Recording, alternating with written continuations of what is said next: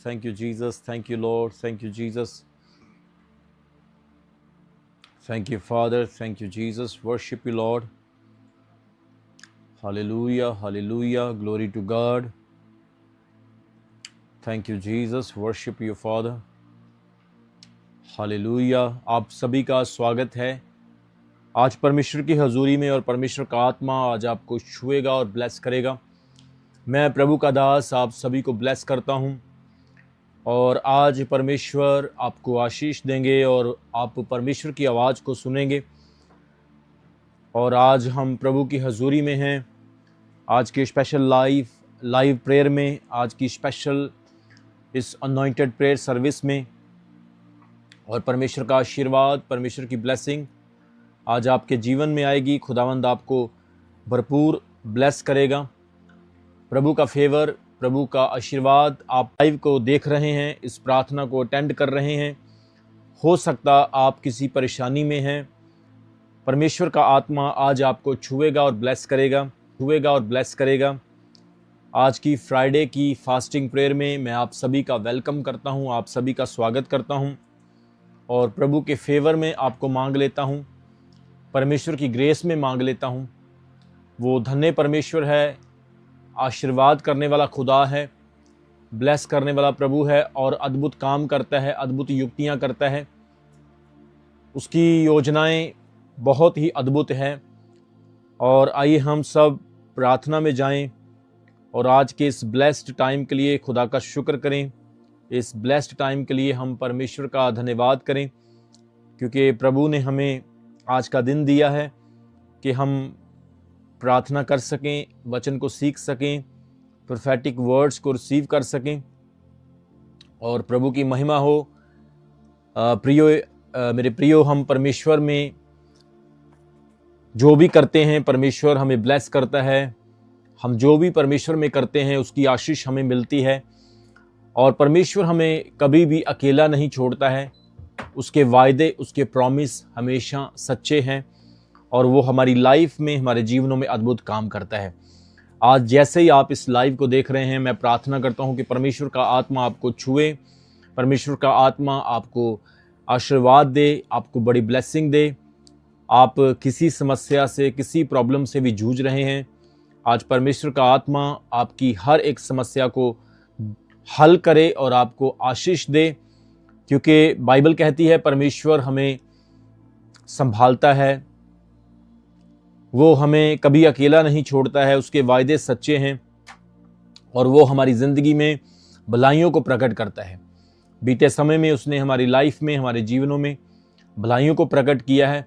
और आज जैसे ही हम प्रभु की हजूरी में हैं, आज हम अपनी लाइफ में देखेंगे, आज हम अपने जीवन में देखेंगे कि कैसे परमेश्वर हमारे विश्वास के अनुसार हमारी लाइफ में काम करता है।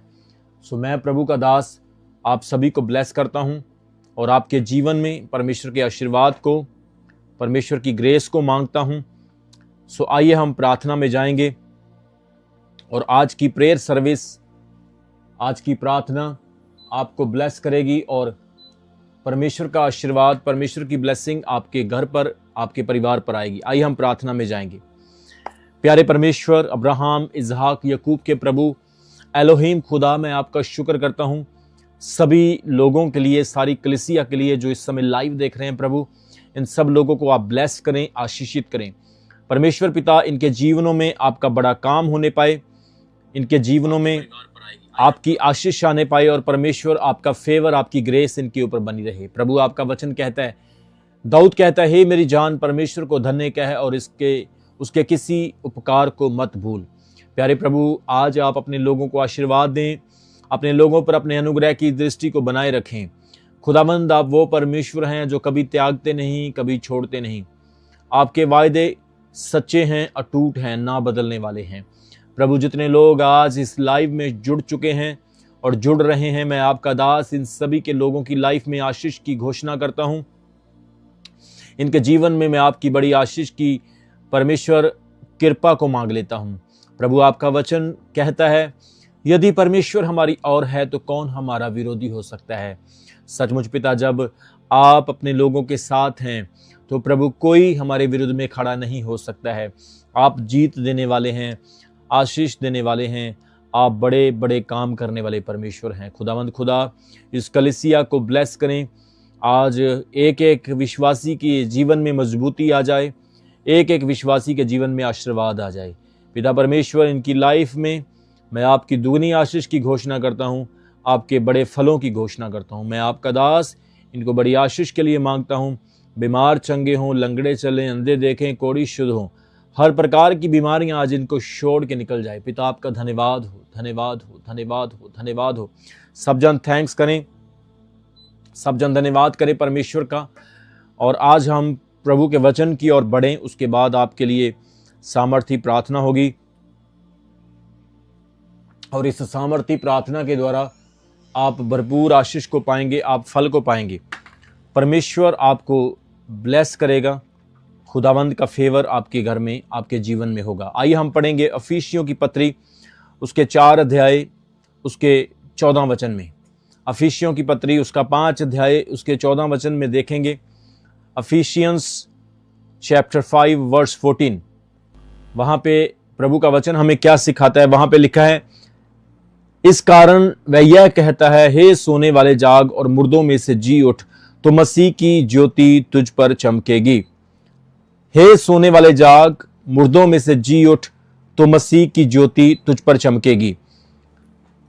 मेरे प्रियो, आज परमेश्वर का वचन एक स्पेशल और एक खास ब्लेसिंग के साथ आपके लिए है।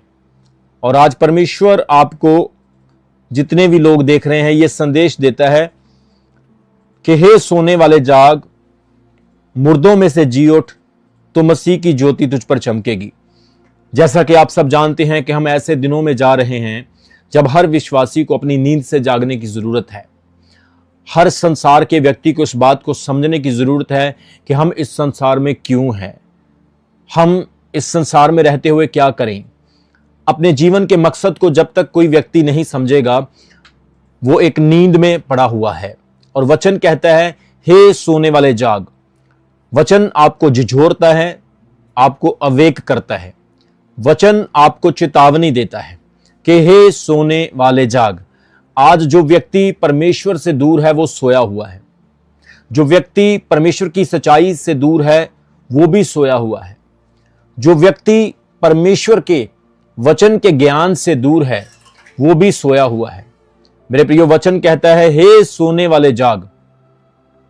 सोना, नींद जो है, ये शारीरिक भी होती है और ये है आत्मिक भी होती है।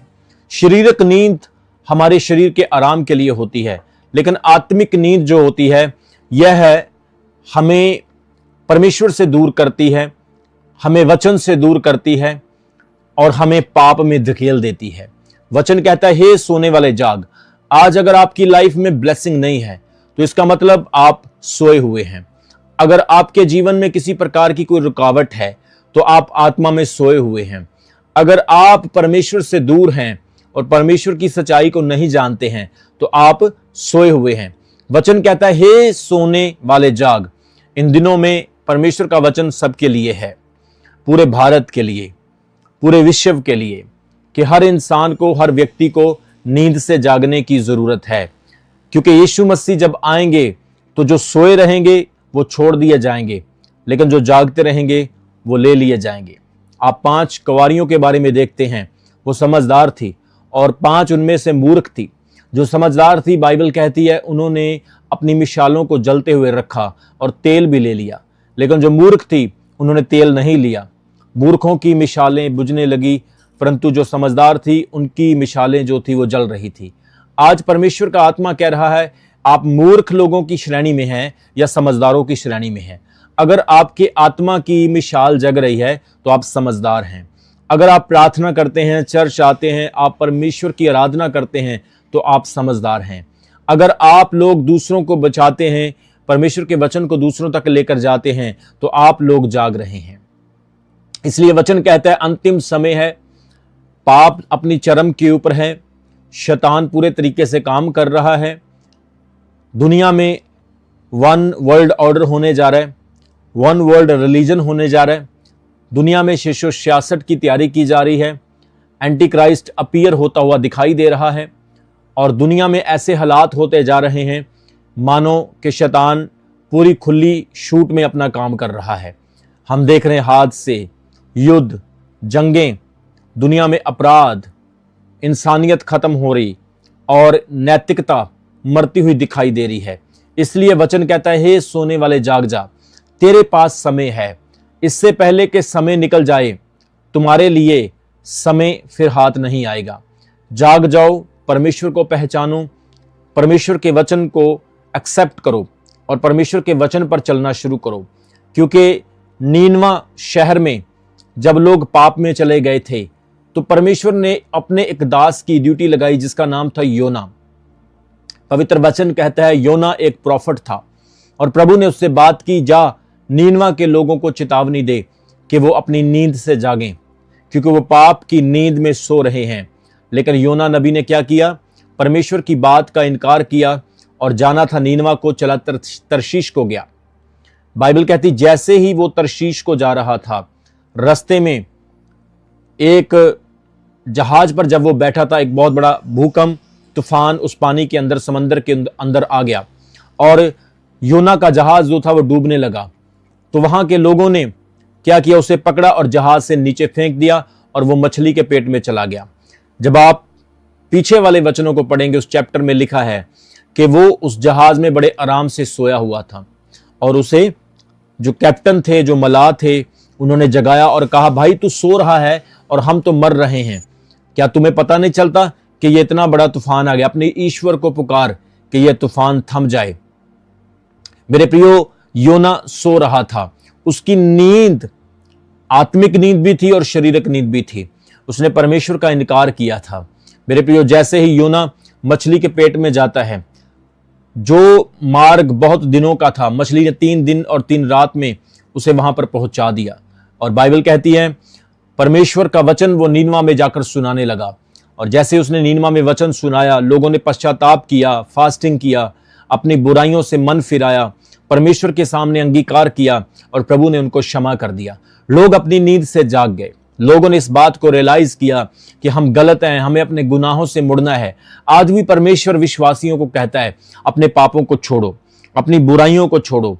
यही समय है कि आप परमेश्वर के पास आ जाओ, क्योंकि परमेश्वर हर इंसान को वक्त देता है, समय देता है।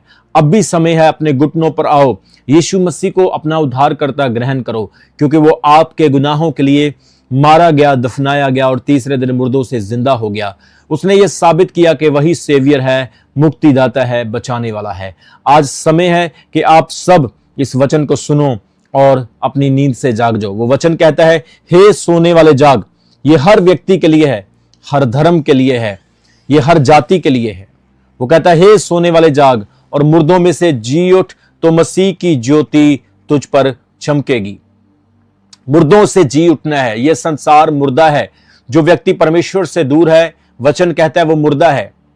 जो व्यक्ति पाप में है, वचन कहता है वो मुर्दा है। जो व्यक्ति परमेश्वर के वचन से इरिटेटेड होता है, उसकी मन फिराता है, जो व्यक्ति परमेश्वर को पसंद नहीं करता है, वो व्यक्ति, वचन कहता है, मरा हुआ है। और वो तुझे कहता है, तू उठ, मुर्दों में से जी उठ, मुर्दों में से परे हो जा। यीशु मसीह ने अपने चेलों को क्या कहा कि मेरे पीछे चलो। एक चेला प्रभु के पास आया, बोला, प्रभु मुझे परमिशन दे, मुझे अलाउ करके पहले मैं अपने पिता को गाड़ दूं, क्योंकि उसके पिता की डेथ हो गई थी। और उसने कहा, प्रभु मुझे परमिशन दे कि मैं उसको गाड़ दूं, उसको दफना दूं। यीशु मसीह ने उसको उत्तर दिया, मुर्दों को अपने मुर्दे गाड़ने दे, तू मेरे पीछे चल। इसका मतलब यह नहीं कि यीशु मसीह उसे यह बोल रहे थे कि तू अपने पिता का संस्कार मत कर या अपने पिता को दफना मत। यीशु मसीह उसको बोल रहे थे कि तू पहले मेरा काम कर। मतलब कि उस दफनाने के प्रोसीजर में भी कई महीने और कई साल का समय लगता था। पहले उसकी देह को रखा जाता था, फिर उसकी हड्डियां बनती थी, हड्डियों को बाद में इकट्ठा किया जाता था और फिर उन्हें एक स्पेसिफिक एक घराने की जगह में दफनाया जाता था। यह यहूदी लोगों का एक ट्रेडिशन होता था। यह बहुत लंबा प्रोसेस था और प्रभु ने उसको कहा, मुर्दों को अपने मुर्दे गाड़ने दे, परंतु तू मेरे पीछे चल। इस वचन से हम सीखते हैं कि परमेश्वर कहता है, एक पापी इंसान को अगर वो नहीं मुड़ता है तो उसके स्थान पर छोड़ दे। तू पापी मत बन जाना, तू मेरे पीछे चल। एक इंसान जो परमेश्वर से दूर है, जो मुड़ना ही नहीं चाहता, जिसने अपना मन ही नहीं फिराया है, तू उसके पीछे टाइम मत खराब कर, तू मेरे पीछे चल, तू मेरा काम कर, मुर्दों को अपने मुर्दे गाड़ने दे। और यहां पर अफिसियों की कलीसिया को अपोस्टल पॉल पवित्र आत्मा में भरकर यह संदेश देता है कि हे सोने वाले जाग, मुर्दों में से जी उठ, तो मसीह की ज्योति तुझ पर चमकेगी। वो कहता है मुर्दों में से जी उठ। यह संसार मुर्दा हो चुका है। कितने भी चमत्कार करके दिखाओ लोगों को, लोग विश्वास नहीं करेंगे। लेकिन जिन्हें परमेश्वर ने चुना है, परमेश्वर उनको अलग करेगा। वो बकरियों से भेड़ों को अलग करेगा, वो पापियों से धर्मियों को अलग करेगा। वो परमेश्वर किसी योग्य व्यक्ति को नहीं बुलाता, परंतु वो बुलाने के बाद उसे योग्य बना देता है। तो आपको परमेश्वर कहता है मुर्दों में से जी उठ। आज अगर आपकी सोसाइटी, अगर आपके इर्द गिर्द लोग मुर्दे हैं, जिन्हें पाप की पहचान नहीं, जो प्रतिदिन गुनाह में पड़े हुए हैं, जो अंत समय को नहीं पहचान रहे हैं, जो दुनिया के हालातों को नहीं समझ रहे हैं और मसीह की ज्योति को नहीं जान रहे हैं, आप लोगों को उन मुर्दों में से जी उठना है। जो लोग आपको नेगेटिव करते हैं, आपको उन लोगों में से बाहर आना है। जो लोग आपको परमेश्वर में बढ़ने से रोकते हैं, आप लोगों को उनमें से बाहर आना है। सबको जय मसीह की। मैं जतिन बब्बर और आप देख रहे हैं मसीह परिवार चैनल। जैसे कि आप सब जानते हैं कि मैं इस चैनल पे प्रभु के अलग अलग दासों की वीडियोस डालता हूं, तो अगर आपको हमारा चैनल अच्छा लगता है तो आप इस चैनल को ज़्यादा से ज़्यादा सब्सक्राइब जरूर करें, ताकि आप प्रभु के वचन को सुन सके। वीडियोस को ज़्यादा से ज़्यादा शेयर करें, ताकि जिन लोगों तक वचन नहीं पहुंचा उन तक भी वचन पहुंच सके। सबको जय मसीह की। एक बार मैं आपसे दोबारा कहूँगा कि इस चैनल को सब्सक्राइब जरूर करें और वीडियोस को ज़्यादा से ज़्यादा शेयर करें। जय मसीह की।